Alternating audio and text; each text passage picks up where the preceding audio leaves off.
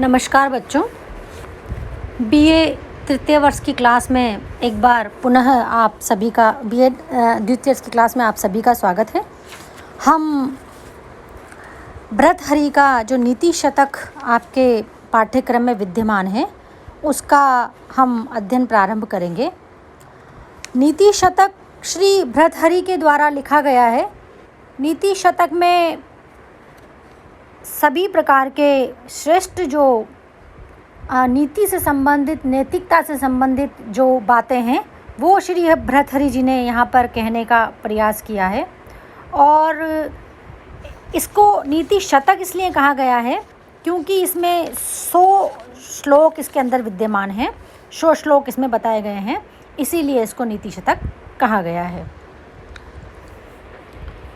हम अगर पहले श्लोक की बात करते हैं तो बोद्धारो मत्सरग्रस्ता प्रभवो समय दूषिता अपबोधा अपताश्च मन्ये जीर्णमंगे सुभाषितम।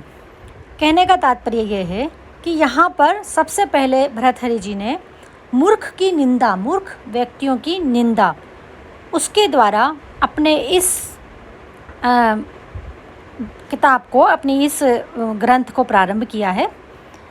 यहाँ पर वो किस प्रकार से मूर्खों की निंदा करते हैं, वो क्या कहते हैं कि बोद्धारो, जो बुद्धिमान व्यक्ति है, बुद्ध से बुद्धि और उससे बोद्धार शब्द, कि जो शिक्षित व्यक्ति है, विद्वान व्यक्ति है, बुद्धिमान व्यक्ति है, वो मत्सर ग्रस्ता, मत्सर यानी ईर्ष्या, असूया की भावना, ईर्ष्या की भावना जो होती है वो असूया की भावना से, ईर्ष्या की भावना से ग्रस्त हैं। कौन ग्रस्त हैं? बुद्धिमान व्यक्ति, वो तो ईर्ष्या की भावना से ग्रस्त हैं।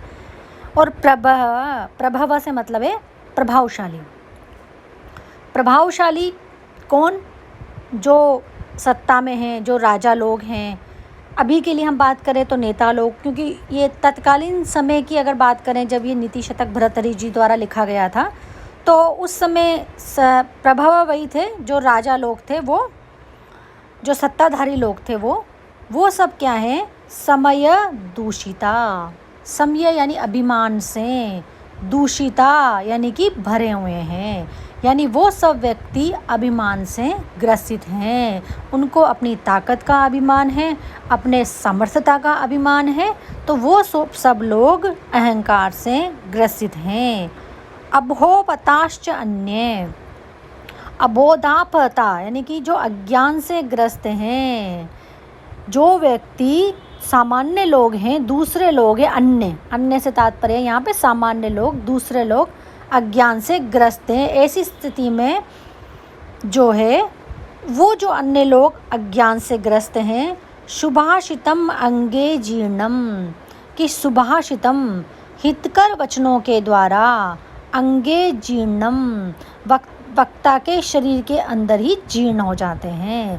कहने का तात्पर्य यहाँ पे ये है कि जो बुद्धिमान व्यक्ति हैं वो ईर्ष्या से ग्रस्त हैं, अर्थात बुद्धिमान व्यक्तियों में आपस में ही एक दूसरे से ईर्ष्या की भावना पनपती रहती है, उनके मन में विद्यमान है। और जो राजा हैं यानी कि जो सत्ताधारी, प्रभव यानी जो प्रभावी लोग हैं, जिनके पास प्रभाव है, वो सब समय यानी अभिमान से, किससे भरे हुए हैं? वो अभिमान से। तो इसलिए जो बुद्धिमान लोग हैं वो ईर्ष्या के कारण, और प्रभावशाली लोग जो हैं वो अभिमान के कारण, वो उनको जो हितकारी वचन पता है, जो हितकारी बातें उनको पता है, वो नहीं बोलते हैं इन चीज़ों से ग्रस्त होने के कारण। और बाकी के जो लोग हैं वो तो अबोधापता यानी कि वो तो अज्ञान से ग्रस्त हैं।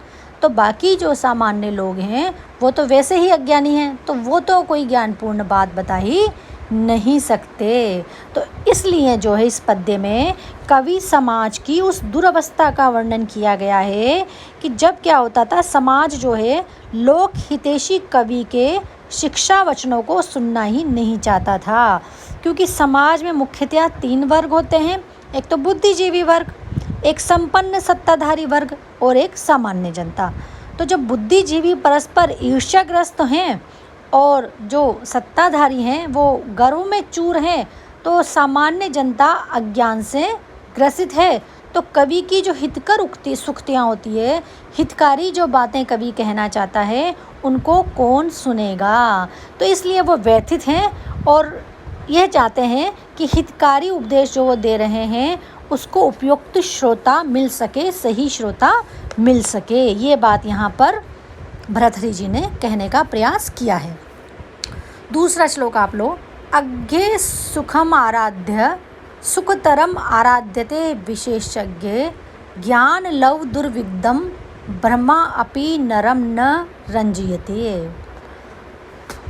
इनका यहाँ पर कहने का तात्पर्य है कि अज्ञ यानी कि अज्ञानी व्यक्ति हैं, वो सुखम आराध्यते यानी कि उनको सुखम आसानी से आराधित किया जा सकता है। आराधित करने का मतलब उनकी आराधना पूजा करना नहीं है, मतलब उनको समझाया जा सकता है कि जो बुद्धिमान व्यक्ति हैं वो सुखम सरलता से आसानी से आराध्य समझाए जा सकते हैं, समझाने योग्य होते हैं। और विद्वान जो विशेषज्ञ हैं, विशेषज्ञ से मतलब जो विद्वान व्यक्ति हैं, जो किसी भी क्षेत्र में विशेषता को रखते हैं, वो विद्वान व्यक्ति हैं। सुखतरम आराध्यते, उनको तो बहुत ही आसानी से आराध्यते यानी कि तुष्ट किया जा सकता है, समझाया जा सकता है। ब्रह्मा अपि, जो कि ब्रह्मा हैं, जो कि विश्व के विधाता ब्रह्मा हैं, वो ज्ञान लव दुर्विग्धम, ज्ञान के लव का मतलब है कण, तो ज्ञान के कण मतलब अल्प ज्ञान रखने वाले दुर्विग्धम, जो कि दुर्विग्ध हैं यानी कि जो मिथ्या विद्वान मानते हैं खुद को, ऐसे व्यक्तियों को न रंजीयति, संतुष्ट नहीं किया जा सकता। कहने का तात्पर्य ये है कि हम किसी मूर्ख व्यक्ति को तो हम आसानी से प्रसन्न कर सकते हैं, और जो समझदार है उसको तो और आसानी से संतुष्ट कर सकते हैं, समझा सकते हैं, किंतु जो ज्ञान के कण मात्र से ही दुर्विग्ध है यानी कि खुद को विद्वान मानता है, ऐसे व्यक्ति को तो ब्रह्मा भी न रंजीयति, प्रसन्न नहीं कर सकते। तो इस पद्य में जो है, जो दुराग्रही अल्पज्ञानी व्यक्ति है उसके हठी स्वभाव की चर्चा की गई है और बताया गया है कि वह किसी उचित तर्क को नहीं सुनता। अशिक्षित व्यक्ति जो है सहज श्रद्धा भाव से बात कर लेता है, सही बात कर लेता है, जबकि विद्वान व्यक्ति जो तर्क संगत बात होती है उसको भी तुरंत स्वीकार कर लेता है विद्वान व्यक्ति। किंतु जो अल्प ज्ञान से इठलाने वाले यानी कि कहने का तात्पर्य जिनका ज्ञान तो बहुत कम है किंतु वह स्वयं को बहुत बुद्धिमान समझते हैं, उनका ऐसे व्यक्तियों को दुराग्रही कहा गया है, क्योंकि उनका जो आग्रह है वो कठिन होता है, हम उनको संतुष्ट नहीं कर सकते, उनको तो ब्रह्मा जी भी संतुष्ट नहीं कर सकते। इस प्रकार से यहाँ पर बताया है कि जो व्यक्ति अपने आप को कम बुद्धि वाला होकर भी बहुत बुद्धि वाला समझता है, उस व्यक्ति को कोई भी संतुष्ट नहीं कर सकता। तो इस प्रकार से यहाँ पर इन्होंने प्रारंभ किया है और इस प्रकार के जो 2 मंत्र हैं, 2 श्लोक हैं, इन दोनों में इन्होंने बताने का प्रयास किया है कि मूर्ख और हठी स्वभाव का जो व्यक्ति है उसके व्यक्तित्व को यहाँ पर वर्णित करने की यहाँ पर जो है उन्होंने प्रयत्न किया है। तीसरे अगर हम लेते हैं आगे, तो प्रसह्यमणि मुद्रमेकं वक्त दृष्टान्तरात् समुद्रमपि संतरेत प्रचलद्रुमि मालाकुलं भुजंगमपि कोपितं शीर्षि पुष्पवद् धारयेत् न तु प्रतिनिविष्ट मूर्खजन चित्तम समाराध्यते। देखो क्या गया यहाँ पे कि मनुष्य यदि चाहे तो वो क्या कर सकता है कि मगरमच्छ के मुंह में जो दाढ़ होती है उसमें से भी बलपूर्वक मणि को निकाल सकता है, और जो चंचल तरंगों वाला जो समुद्र है उसको भी तैरकर पार कर सकता है, और अत्यंत जो क्रोधी सांप है उसको भी पुष्पमाला की तरह सिर पर धारण कर सकता है, किंतु किसी दुराग्रही मूर्ख मनुष्य के चित्त को वश में नहीं कर सकता।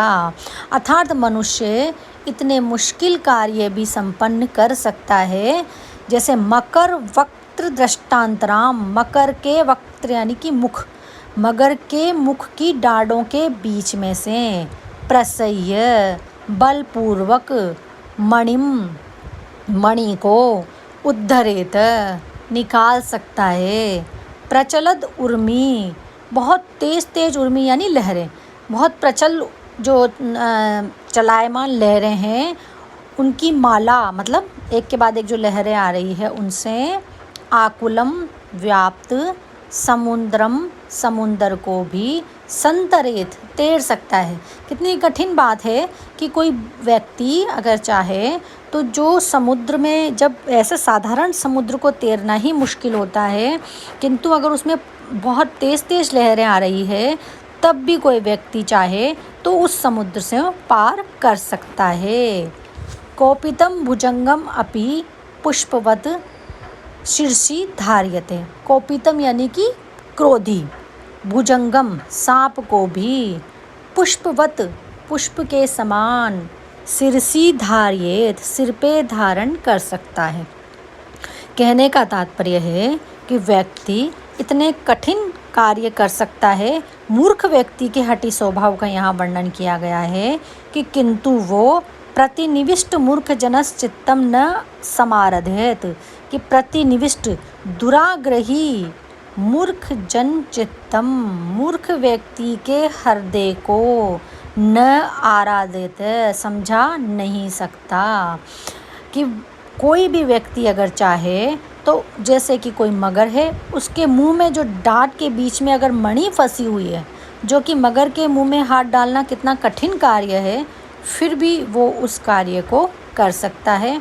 और जो समुद्र, साधारण समुद्र को पार करना ही अत्यंत कठिन होता है, किंतु उत्ताल लहरों वाले समुद्र को भी पार कर सकता है। और जो सांप होता है, सांप को हम, साधारण जो सांप होता है उसको भी हम हाथ नहीं लगाते, किंतु कोई अगर चाहे तो क्रोधित सांप को भी पुष्पमाला के समान, जैसे कि सिर पर फूलों की माला धारण की जाती है, इस प्रकार से वो पुष्पमाला के समान क्रोधित सांप को भी मस्तक पर धारण कर सकता है। तो इस प्रकार के असंभव कार्य भी वो कर सकता है, किंतु जो दुराग्रही मूर्ख व्यक्ति है उसको समझाना न समाराधेत, यानी कि उसको समझाया नहीं जा सकता। जिस प्रकार पहले बताया गया था कि हम मूर्ख व्यक्ति को समझा सकते हैं, समझदार व्यक्ति को तो बहुत आसानी से समझा सकते हैं, किंतु जो व्यक्ति दुराग्रही मूर्ख चित्त वाला है, अर्थात जो व्यक्ति थोड़े से ज्ञान होने पर ही अपने आप को ज्ञानवान समझता है, ऐसे व्यक्ति के चित्त को प्रसन्न करना अत्यंत कठिन कार्य है। ऐसे मूर्ख व्यक्ति को कोई भी समझा नहीं सकता है।